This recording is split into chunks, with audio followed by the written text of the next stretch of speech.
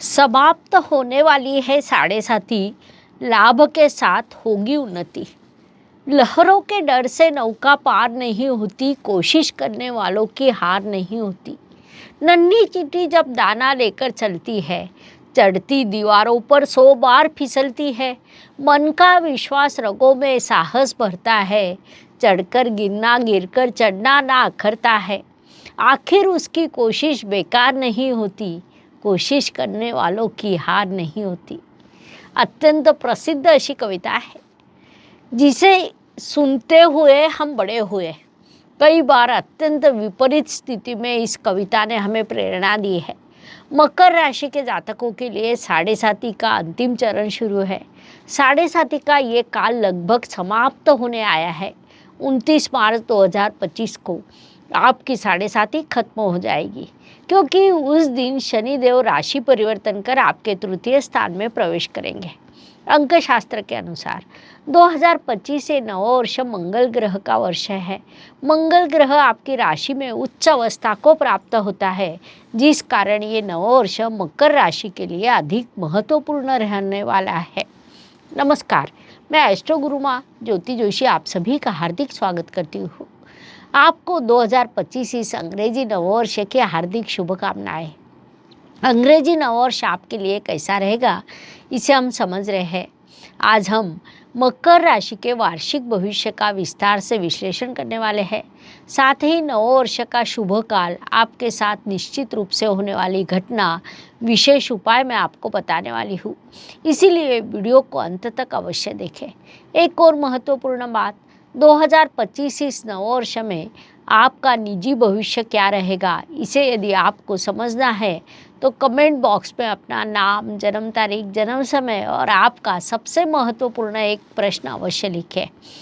हर रविवार को होने वाले YouTube लाइव में हम आपको निःशुल्क मार्गदर्शन करेंगे, इसलिए पूरी जानकारी और आपका प्रश्न कमेंट करें।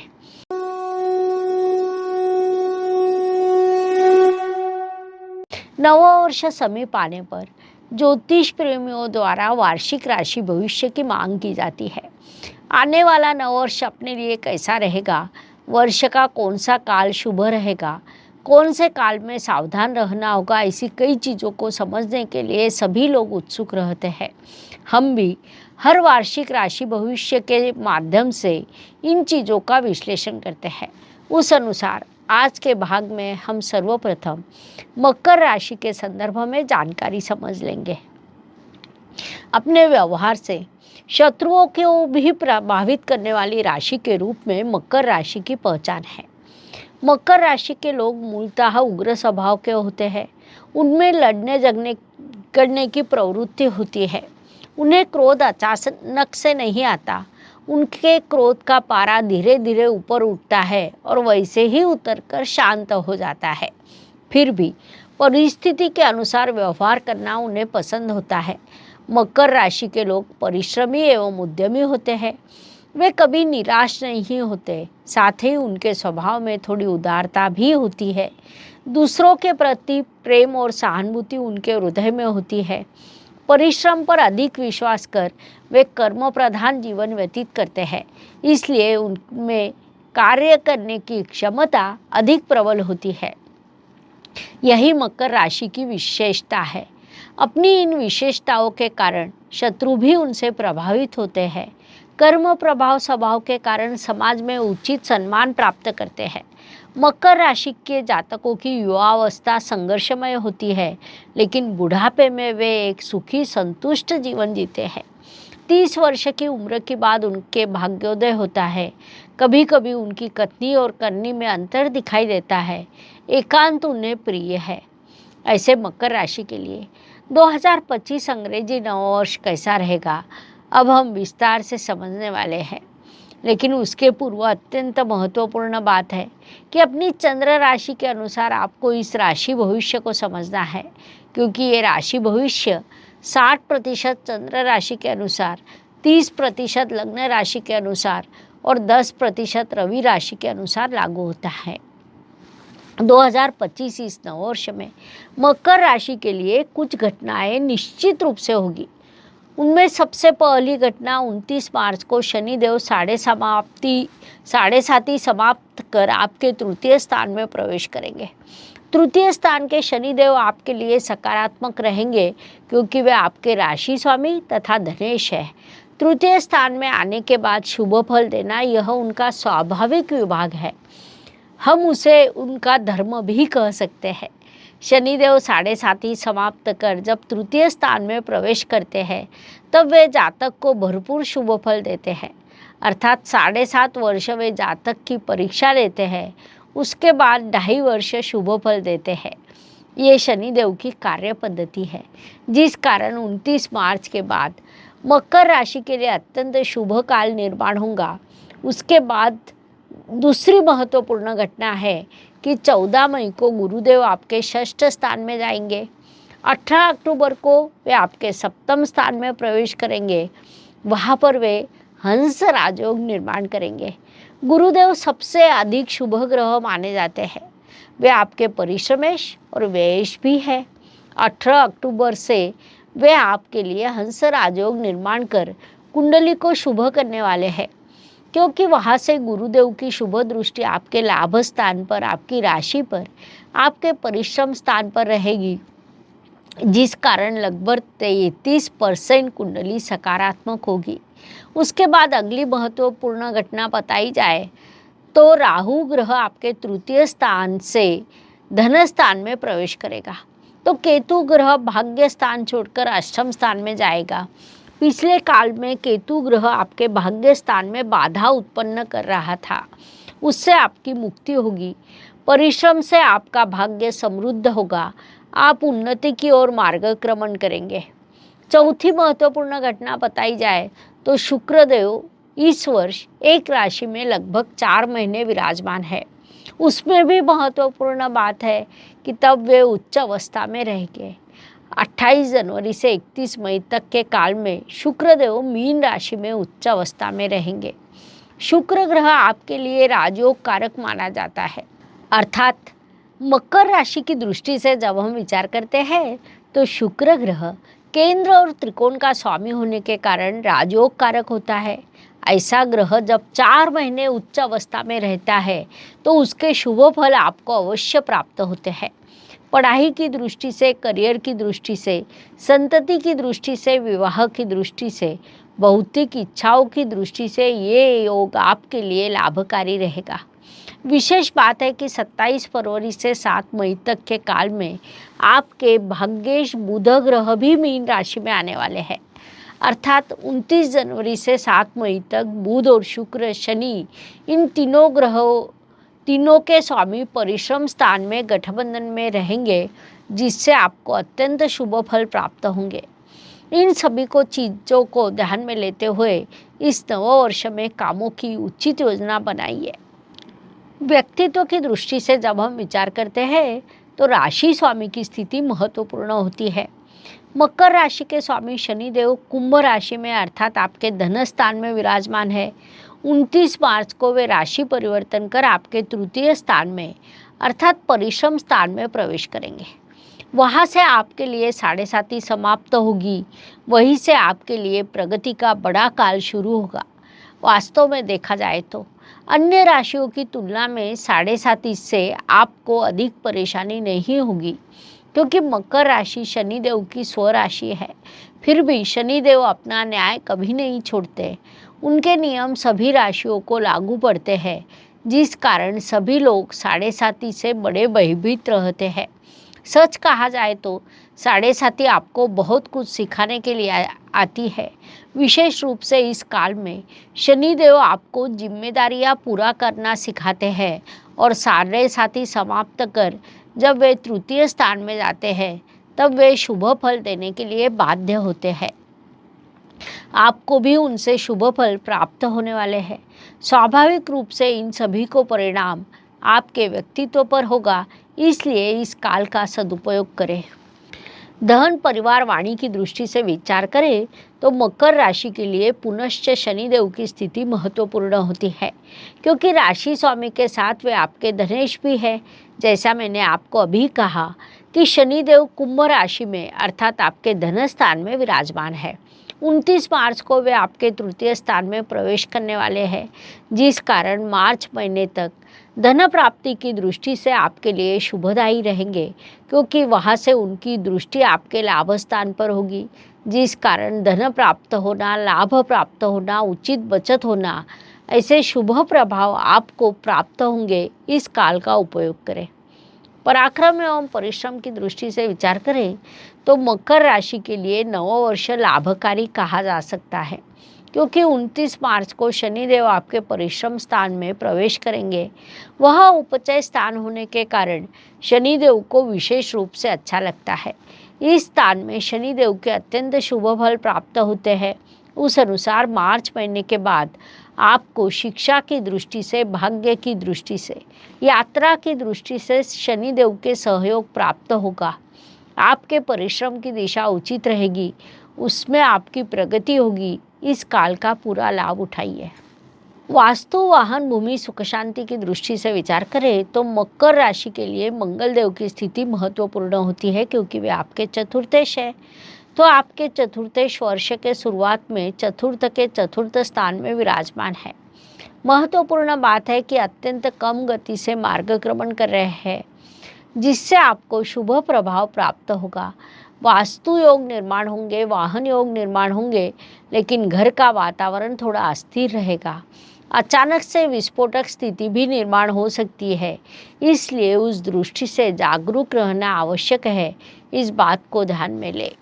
शिक्षा, संतति, प्रणय की दृष्टि से विचार करें तो मकर राशि के लिए नव वर्ष अत्यंत महत्वपूर्ण रहेगा। विशेष बात है कि आपके पंचमे शुक्र देव 31 मई तक उच्च अवस्था में रहने वाले हैं, जो शुभ बात कही जा सकती है। इसके अलावा आपके पंचम स्थान में गुरुदेव विराजमान हैं। 14 मई तक वे वहीं पर रहेंगे, अर्थात नव वर्ष के प्रथम 6 महीने शिक्षा, संतति, प्रणय की दृष्टि से आपके लिए शुभ रहेंगे। विवाह के शुभ योग निर्माण होना, विवाह जुड़ना, वैवाहिक सौख्य प्राप्त होना, संतति सुख प्राप्त होना, इन सभी दृष्टियों से 6 महीने शुभ रहेंगे। लेकिन अंतिम 6 महीने थोड़े खट्टे मीठे रहेंगे, कभी खुशी तो कभी दुख। इस पद्धति से इस काल में आपका मार्गक्रमण शुरू रहेगा। पढ़ाई में बड़ी सफलता, कला, अकाउंटेंसी, सीए, मैनेजमेंट क्षेत्र में आप पढ़ाई कर रहे हो तो ये काल बड़ी सफलता का है, ऐसा हम कह सकते हैं। इस काल का सदुपयोग करें। स्वास्थ्य, कर्ज, प्रतिस्पर्धी, शत्रुओं की दृष्टि से विचार करें तो मकर राशि के लिए नव वर्ष शुभ कहा जा सकता है।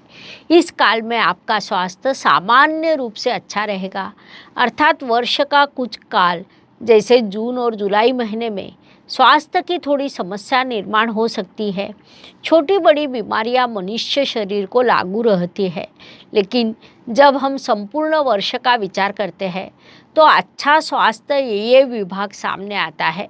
शारीरिक एवं मानसिक स्वास्थ्य अच्छा हो तो मनुष्य किसी भी परिस्थिति का सफलता से सामना कर सकता है, किसी भी मोर्चे को संभाल सकता है। इस काल का पूरा उपयोग करें। नौकरी एवं व्यवसाय की दृष्टि से विचार करें तो नौकरी करने वाले मकर जातकों के लिए नव वर्ष बड़ी सफलता का, प्रगति का रहेगा।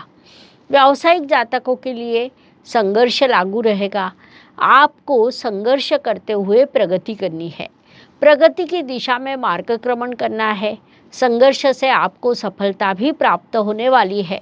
कुछ जातक इस काल में विदेश से संबंधित व्यवसाय करने की संभावना है, वहाँ से आपके लिए सफलता के अवसर बढ़ने वाले हैं। वास्तव में ऐसी ग्रह स्थिति हो और आपको कुछ प्रोडक्ट एक्सपोर्ट करने हो तो इस काल में वैसे शुभ योग आपके लिए निर्माण होने वाले हैं। उस दृष्टि से यदि आप व्यवसाय में आगे बढ़ते हैं, आपका व्यवसाय समृद्ध हो सकता है। इस बात को मुख्य रूप से ध्यान में ले। भाग्य एवं शुभ संकेत की दृष्टि से विचार करें तो मकर राशि के लिए नव वर्ष में कई शुभ संकेत निर्माण होने वाले हैं। उसमें मुख्य रूप से कहा जाए तो 7.5 समाप्त होना ये बड़ा शुभ संकेत कहा जा सकता है। दूसरा शुभ संकेत है कि आपके पंचमेश इस नव वर्ष में लगभग 4 महीने उच्च अवस्था में रहने वाले हैं, जिनसे आपको शुभ परिणाम प्राप्त होंगे। तीसरा शुभ संकेत है कि पंचमेश और भाग्येश अर्थात दोनों त्रिकोण के स्वामी गठबंधन में आकर लक्ष्मी योग निर्माण करेंगे। नीचभंग राजयोग निर्माण करेंगे, अर्थात वे एक ही समय पर दो राजयोग निर्माण करने वाले हैं, इसलिए उसे भी बड़ा शुभ संकेत कह सकते हैं। संक्षेप में ऐसे कई शुभ संकेत इस नववर्ष में आपके लिए निर्माण होने वाले हैं, उससे आपको शुभ परिणाम प्राप्त होंगे। कर्म की दृष्टि से विचार करें तो कुंडली का कर्मस्थान कर्मेश, कर्म स्थान पर दृष्टि डालने वाले ग्रह, इन सभी को प्रभाव देखना पड़ता है। साथ ही कर्म स्थान से गोचर करने वाले ग्रहों का प्रभाव भी बड़ा होता है, इसलिए उनकी भी स्थिति ध्यान में लेनी पड़ती है। इन सभी दृष्टियों से विचार करें तो मकर जातक इस नववर्ष में अत्यंत कर्म प्रधान रहने वाले हैं, अर्थात बीच के कुछ दिनों में कर्म करने से अधिक उसे टालने की प्रवृत्ति आप में निर्माण हो सकती है, लेकिन वह अस्थायी होगी। पुनश्च आप कर्म पर अधिक ध्यान देंगे, क्योंकि मकर राशि मूल रूप से परिश्रमी राशि मानी जाती है। परिश्रम करना ये आपका स्थायी भाव है। फिर भी ग्रहों के गोचर से कभी कभी लोग काम टालने का प्रयास करते हैं, इस बात को ध्यान में लें। लाभ की दृष्टि से विचार करें तो मकर राशि के लिए पुनश्च मंगल देव की स्थिति महत्वपूर्ण होती है, क्योंकि वे आपके लाभेश है। महत्वपूर्ण बात है कि ये वर्ष भी मंगल ग्रह का है। वर्ष के शुरुआत में लगभग 6 महीने मंगल देव आपके सप्तम स्थान में अर्थात व्यवसाय के स्थान में विराजमान रहेंगे, जिस कारण व्यवसाय से लाभ के अवसर प्राप्त होना, उसके लिए बड़ा परिश्रम करना, ये विषय यहाँ सामने आता है, क्योंकि उस काल में लाभेश मंगल देव नीच अवस्था में भी रहने वाले हैं। फिर भी कुल मिलाकर जब हम अन्य ग्रहों का गोचर देखते हैं तो परिश्रम के बाद भरपूर लाभ आपको प्राप्त होने वाला है। इस काल का उपयोग करें, अधिक से अधिक लाभ प्राप्त करें। व्यय एवं परदेश गमन की दृष्टि से विचार करें तो जो मकर जातक पढ़ाई के लिए विदेश जाना जाते हैं, वे इस नववर्ष में शुभ योग निर्माण होने वाला है। विशेष बात है कि मई से अक्टूबर के काल में आपकी इच्छा पूर्ति हो सकती है। वास्तव में अक्टूबर के बाद भी आपके लिए नए अवसर निर्माण होंगे। कुछ जातक नौकरी के लिए विदेश जा सकते हैं या जन्मस्थल से 400 किलोमीटर दूर जा सकते हैं। विभिन्न प्रकार की यात्रा कर सकते हैं, जो आपके लिए लाभकारी रहेगी। खर्च की दृष्टि से विचार करें तो हॉस्पिटल के कुछ खर्च भी सभी को लागू रहते हैं, वह आपको भी लागू रहेंगे। बड़े खर्च के योग इस वर्ष आपके लिए नहीं रहेंगे। बड़े खर्च मुख्य रूप से पढ़ाई और यात्रा, इन दो कारणों से होने वाले हैं, जिन्हें हम सकारात्मक खर्च कह सकते हैं, इसलिए उन्हें अवश्य करें। अब हम 2025 इस नववर्ष में कौन सा काल शुभ रहेगा, कौन सा अशुभ रहेगा, इसे समझ लेते हैं। उसमें सभी को मुख्य रूप से सूचित करना चाहती हूँ कि नववर्ष में सभी ने अपने क्रोध पर नियंत्रण रखना अत्यंत आवश्यक है। सभी राशियों के जातकों ने इस बात को मुख्य रूप से ध्यान में लेना चाहिए। शुभ काल की दृष्टि से विचार करें तो मकर राशि के जातकों के लिए वर्ष के प्रारंभ में ही अर्थात जनवरी माह का दूसरा पखवाड़ा, उसके बाद मार्च महीने का प्रथम सप्ताह, अगस्त माह का दूसरा पखवाड़ा शुभ रहेगा। अशुभ काल की दृष्टि से विचार करें तो जनवरी महीने का प्रथम पखवाड़ा, फरवरी महीने का तीसरा सप्ताह और सितंबर महीने का प्रथम सप्ताह अशुभ रहेगा। ये शुभ अशुभ दोनों काल को ध्यान में लेते हुए इस वर्ष महत्वपूर्ण कामों की योजना बनाइए। 2025 इस नववर्ष के उपायों का विचार करें तो परिवर्तन ये वर्ष की विशेषता कही जा सकती है। अब परिवर्तन जितना बड़ा होता है उतना स्थैर्य कम होता है। 2025 में शनिदेव राशि परिवर्तन कर मीन राशि में प्रवेश करेंगे और मीन राशि में विराजमान राहु कुंभ राशि में प्रवेश करेगा। ये एक बड़ा परिवर्तन कहा जा सकता है। दीर्घकालीन राशि भविष्य में शनि, गुरु, राहु और केतु, ये 4 ग्रह अत्यंत महत्वपूर्ण होते हैं। उसमें शनि और राहु का परिवर्तन इस प्रकार होगा। 29 मार्च को शनि देव कुंभ राशि से मीन राशि में प्रवेश करेंगे और मई माह में राहु ग्रह मीन राशि से कुंभ राशि में प्रवेश करेगा। विशेष बात है कि मई महीने में ही गुरुदेव भी राशि परिवर्तन करेंगे। वे वृषभ राशि से वायु तत्व की मिथुन राशि में जाएंगे। उसका भी दीर्घकालीन प्रभाव आप पर होगा। वास्तव में गुरुदेव का मिथुन राशि में प्रवेश करना एक सामान्य घटना है, लेकिन तब उनकी यात्रा अतिचार गति से होगी, अर्थात वे अधिक गति से यात्रा करते हुए 14 मई से अक्टूबर तक के काल में राशि परिवर्तन कर कर्क राशि में पहुंचेंगे। यह अतिचार गति वक्री और स्तंभी गति से भी अधिक परेशानी उत्पन्न करती है, क्योंकि अतिचार गति से ग्रह अपने संपूर्ण फल देने में असमर्थ होता है। उनसे कम फल सभी को प्राप्त होंगे, अर्थात सभी राशियों के जातकों को परेशानी हो सकती है। ऐसी स्थिति में प्रकृति से मनुष्य को एक शक्ति प्राप्त है। जब आप सार्वत्रिक उपाय करते हैं तब उसके शुभ फल प्राप्त होते हैं। इसलिए एक मंत्र देती हूँ, उस मंत्र का यदि एक ही समय पे जाप करते हैं तो केवल भारत नहीं बल्कि संपूर्ण मानव जाति को शुभ परिणाम प्राप्त होंगे। उस अनुसार आपके लिए ये मंत्र देती हूँ। ओम हूं जूं सः ओम भूर्भुवः स्वः ओम त्र्यंबकं यजामहे सुगंधिं पुष्टिवर्धनम् उर्वारुकमेव बंधनान् मृत्योर्मोक्षीयमामृतात् स्वं भुवं भूम ओम सः जूं हूं ओम। इस मंत्र का जाप करने से पर आपके परिवार के लिए, आपके देश के लिए लाभकारी रहेगा, इसलिए अवश्य करें। इस प्रकार मेष से लेकर मीन तक हर राशि के लिए 2025 कैसा रहेगा ये बताने के लिए अलग अलग 12 वीडियो हमने आपके इस चैनल पर अपलोड किए हैं। धन्यवाद। शुभम भवतु। जय ज्योतिष। ज्योतिष का अध्ययन तथा शास्त्र की शास्त्रीय तरीके से पढ़ाई करने के लिए मेरी 2 किताबें प्रकाशित हो चुकी है, उनका अवश्य लाभ लीजिए। Please like, share and subscribe the channel, और हाँ, बेल आइकॉन दबाना ना भूलें। धन्यवाद।